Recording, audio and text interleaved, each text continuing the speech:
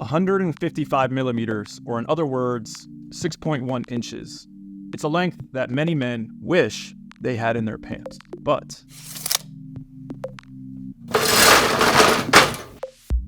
it's also the size of a standard artillery munitions shell, and it's something Ukraine desperately needs. You see, the Russia-Ukraine conflict has become a war of attrition. Hold on. What does attrition even mean? Let's just check the dictionary real quick.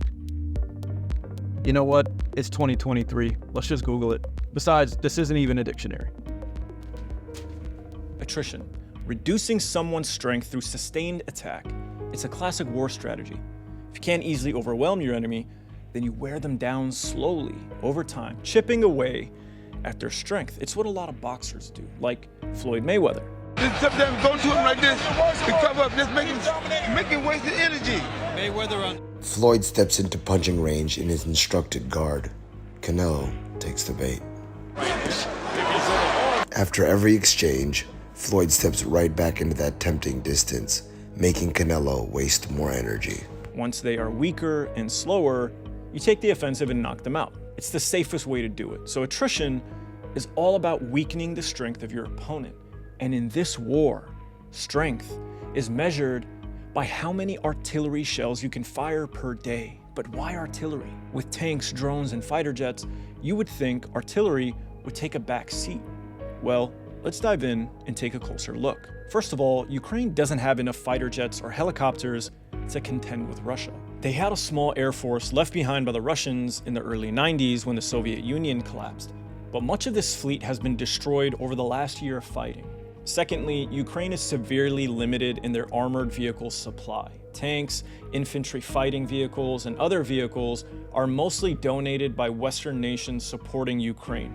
They've been given enough to fight, but not enough to overwhelm and destroy Russian forces. And Ukraine doesn't have the ability to build and replace their lost vehicles. So they need to be measured about how they use their vehicles. Thirdly, the war has shifted from urban areas to the open fields of the Zaporizhia and Donetsk regions, where the Russians have dug a vast network of fortified trenches. The minefields, tank ditches, trenches, drones, guided missiles, and Russian jets means that the most important and effective weapon for Ukraine is artillery. Artillery is easier to replace than fighter jets or tanks, and their munitions are far cheaper than that of air-to-air missiles. So let's compare the cost of a howitzer artillery gun to an Abrams tank. An Abrams tank from start to finish, including training and upkeep, is about $10 million. A howitzer from start to finish, including training, is about $500,000 to $700,000. So as you can see, a howitzer is about 95% cheaper than an Abrams tank. Moreover, each artillery round costs about $70,000 to produce, give or take. More sophisticated rocket systems and missiles, air-to-air, etc., could be anywhere between $150,000 to several $100,000 to several $1 million. So both the artillery gun itself and the munitions for it are far cheaper than a tank or a fighter jet or the missiles that are fired from a multiple rocket launching system or a fighter jet. So you get the idea how much cheaper it is to operate artillery. So because of this cost effectiveness, artillery rounds can be fired by the thousands compared to other weapons. Artillery can be used to clear minefields, trenches, destroy armored vehicles, tanks, obliterate infrastructure, and so much more. So because of the cost effectiveness, its usefulness on the battlefield, and the fact that Ukraine is unable to go heavy with armored vehicle columns or fighter jets, their strength is defined by their artillery. It's a highly useful weapon for both sides. And there are reports that up to 50,000 shells can be fired in a single day by both Russia and Ukraine. The majority of those shells, however, are fired by Russia. So as you can see, there's a huge discrepancy. The Russians are firing 2 to 3 times more artillery per day. Since Ukraine is the army currently on the offensive, this discrepancy is not favorable. They have the tall order of dislodging a well-entrenched Russian defender with loads of firepower. Ukraine's hope for victory was already an unlikely event due to the mismatch in air power and armored vehicles. But the growing discrepancy in artillery makes it almost impossible that Ukraine will see any success. To understand why, I need to explain how artillery is operated on the battlefield. So first, let's break down what exactly artillery is. So the gun or cannon is what you would call artillery, and that artillery is towed around by a prime mover or a vehicle. This is usually followed by an ammunition vehicle that carries the shells. Another vehicle may also be transporting the operating crew of 8 to 12 soldiers. So artillery moves around in a sort of convoy. The artillery will be taken to a safe location within range of the battlefield ahead of them. The gun is set up and the crew gets to work. The most experienced crewman is the manager that oversees the entire operation. Two men, one on the left and one on the right side of the gun, control the direction of the gun by moving it on a horizontal and vertical axis. The ammunition chief manages the inventory of shells on hand and the distribution of the round, the fuse, and the propellant for the artillery. Then you have about 5 to 7 men who clean the gun after every use and physically load the rounds into the gun. They're known as the gun team. Then there's another section of soldiers, and their job is to direct fire. They receive missions from the observers on the battlefield. Then they start doing math to calculate which sort of ammunition to use and the direction to instruct the gunmen in order to complete the mission. Now, much of this is automated and computerized these days, but it still needs oversight, and at times, they may need to manually perform all of these calculations. Now, let's imagine a scenario. Let's say 10 kilometers ahead of the artillery on the battlefield, a battle is about to take place. Ukrainian tanks and vehicles are about to try and penetrate a minefield and Russian trench line. Now, it's suicide to just go charging in,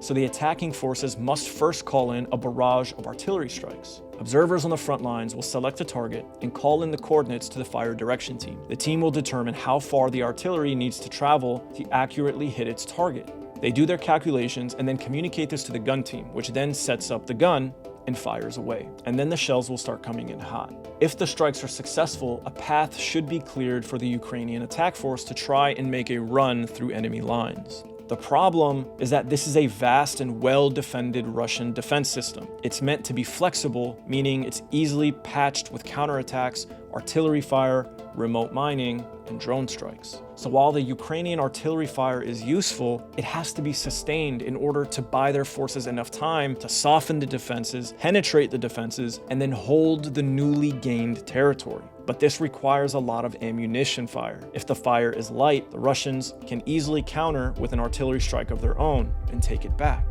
Also, because Ukraine is limited on shells, they can't waste shells on misdirections. So because the Ukrainians have to use the artillery on attacks, the Russians know exactly where the attack is coming. It's like when a quarterback stares at the wide receiver he plans to throw the ball to for the entire duration of the play. All the safety has to do is follow the quarterback's eyes, and he can easily make a jump on the ball. So now that you have a sense of how artillery is operated on the battlefield, you should understand why the counteroffensive has been struggling to gain any ground. It isn't just that they don't have the air power, they don't have the artillery rounds needed to effectively blast the Russians out of their defenses, so the armored vehicles can do their job.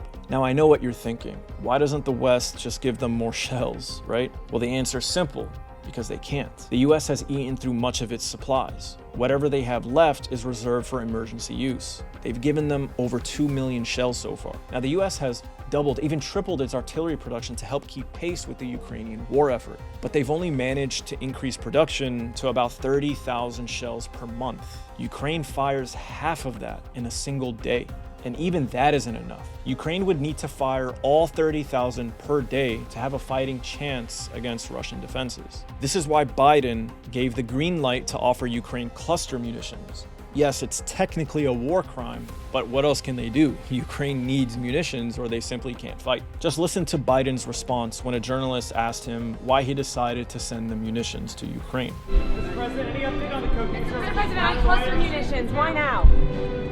We've run out of ammunition. So Ukraine has basically run out of ammunition, and the West doesn't have the supply to give them more. And this comes at a very bad time, as Ukraine has also been severely low on air defense systems and rockets. So not only are the Russians about to have an even greater artillery advantage than they've already had throughout the entire war, but they're also about to have the ability to unleash more of their drones, more of their fighter jets, more of their bombers, which have mostly been sidelined due to air defenses. All of this means that the writing is on the wall. Ukraine's days are numbered. Their counteroffensive has failed. Not because Ukrainian soldiers aren't brave, they're extremely brave, but none of that matters. What matters is how war is waged. And in this war, like many wars before it, it's waged with artillery power. And Ukraine simply cannot compete with Russia in this regard. In my opinion, this is why the West should be ashamed of itself for pushing Ukraine to war with Russia. They lied to people all over the world, selling them on this ludicrous idea that Russia was powerless and incompetent, when in reality,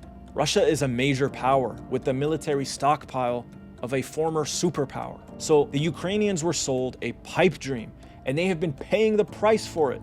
Meanwhile, Western military corporations have raked in billions and billions and billions in profit. After the initial invasion, the Russians pivoted and transitioned to a war of attrition. The Russian plan has since been about baiting the Ukrainians into their well-entrenched defenses in order to exhaust their manpower, armored power, air defenses, and artillery. Now that the Ukrainian fighting capability is severely weakened, they will be countered by a more powerful and energized foe. The Russians will launch a counteroffensive of their own and take even more land before likely pressuring Ukraine to accept a humiliating defeat. Now, this could happen by late fall or early winter of this year, or maybe by next spring, or maybe in the next 2 years. It doesn't matter. You see, when the Confederates lost their offensive at Gettysburg during the Civil War, it took 2 more years for the war to end. But regardless of how long it took, historians agree the war was lost at Gettysburg. For Ukraine, I personally believe historians will mark the failure of the counteroffensive